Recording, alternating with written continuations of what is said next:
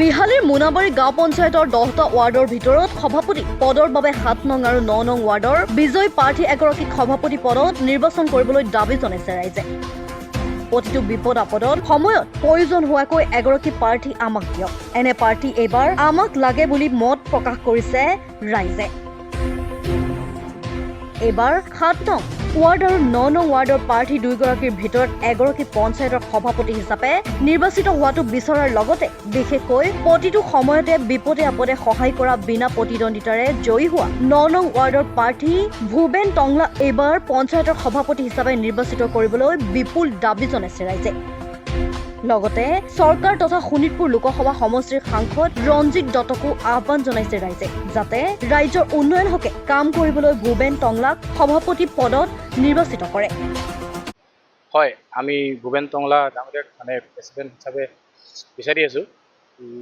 মই 8 নম্বৰ ৱাৰ্ডৰ সদস্য, পুৰণা সদস্য আছিলোঁ। মই বিগত 5 বছৰ, যোৱা 5 বছৰৰ কথা ক'ব বিচাৰিছোঁ। আমাৰ যোৱা 5 বছৰ আছিলে ZP আছিলে জেন্টছ, AP আছিলে জেন্টছ, আৰু আমি দিছিলোঁ প্ৰেচিডেণ্ট লেডিজ। এইবাৰ আকৌ হৈছে লেডিজ হৈছে ZP, লেডিজ হৈছে AP। এইবাৰ আমি জেন্টছক আমি প্ৰেচিডেণ্ট হিচাপে বিচাৰি আছোঁ। তো আমাক প্ৰেচিডেণ্ট হিচাপে ভূপেন টংলা ডাঙৰীয়াক দিলে আমি সুখী হ'ম বুলি ভাবিছোঁ।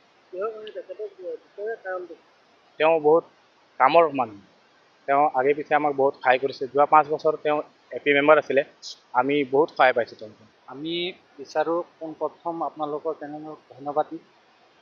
আমাৰ যিটো মোনাবাৰী গাঁও পঞ্চায়ত আছে, এই মোনাবাৰী গাঁও পঞ্চায়তত আমি বিজেপি চৰকাৰক ভোট দি পেলাই আৰু আমাৰ যিমান GP, AP মেম্বাৰক চবকে জিকালোঁ। এতিয়া বৰ্তমান আমাৰ প্ৰেচিডেণ্টটো আমাৰ ৰাইজে বিচাৰিছে যে আমাৰ ভূপেন টংলা তেখেতক আমি চবেই ভাবোঁ যে দিলে ভাল হ'ব। তেখেত এখন ভাল ব্যক্তি হয় আৰু আগেতো গোটেই ৰাইজৰ ধুনীয়াকৈ কাম কৰি গৈছে আৰু দুখে বিপদে তেখেতে আহি পেলাই আমাৰ মাজত উপস্থিত হয় আৰু বেমাৰ আজাৰ হ'লেও তেখেতে TMC বা চিভিললৈকে সি অহা যোৱা কৰে আৰু মানুহ লগতে থাকে নগৰত। আৰু তেখেতক দিলে ভাল হ'ব, কাৰণ সেইজন ব্যক্তি মানুহ আমাৰ লগত কি চব কথা বুজি পায় আৰু ৰাইজৰ সহায়ো যথেষ্ট কৰি আছে, আগতো কৰি গৈছে আৰু এতিয়াও কৰি যাব বুলি আমাৰ আশা আছে।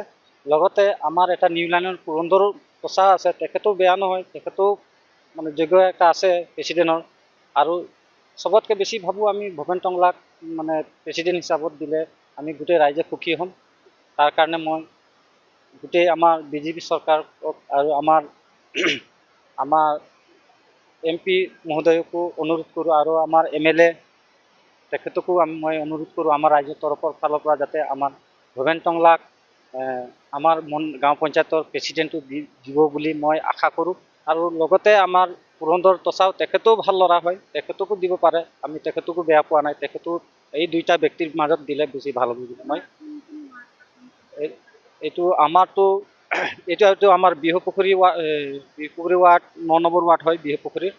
আৰু পুৰন্দৰ তচা হ'ল আপোনাৰ নিউ লাইন ডিভিজনত, তেখেতে কোনোবা বেলেগ ৱাৰ্ডৰ হৈ ক'ব নোৱাৰোঁ, কিন্তু আমাৰ এইটো এলেকাৰ ভূপেন টংলা তেখেতে 9 নম্বৰ ৱাৰ্ডৰ হয়। দুটা ৱাৰ্ডৰ ভিতৰত আমাৰ দুটা ব্যক্তি চইচত আছে, একটা হ'ল 1 নম্বৰ ভূপেন টংলা, 2 নম্বৰ হ'ল পুৰন্দৰ তচা। আৰু আমাৰ মাজত খুব জনপ্ৰিয়, খুব কষ্ট কৰে আমাৰ মাজত ভূপেন টংলাক আমি খুব বেছিকৈ ভাল পাওঁ, কি বেছিকৈ সহায় কৰে আমাক বুলি, তেখেতক আমি বেছিকৈ ভাল পাওঁ। আৰু যাতে আগন্তুক তেখেতক দিব বুলি মই আশা কৰোঁ। গোটেই আমাৰ বিজেপি চৰকাৰখনকো ৰিকুৱেষ্ট কৰি কৈছোঁ যাতে দিলে আমি সুখী হ'ম। গোটেই ৰাইজৰ হৈ পেলাই মই এইটোৱে অনুৰোধ। আমাৰ সদস্য আছে আমাৰ এইবিলাকত, ৰাইজৰ দলটো পিছলৈ সমস্যা আছে আমাৰ কি গোটেই বছৰটো আমাৰ মোনাবাৰী ক'ৰবা গৈছে, আমাৰ প্ৰেচিডেণ্ট ZPC এইবিলাক গৈছে। দৰকাৰ এতিয়া আমাৰ হৈছে, এতিয়া বৰ্তমান আমাৰ 7 নম্বৰ 9 নম্বৰ ৱাৰ্ডৰ পৰা দুটা কিবা প্ৰেচিডেণ্ট পাব লাগে, এইটোও আমি বিশ্বনাথৰ পৰা Rupjyoti Saikia report, my news.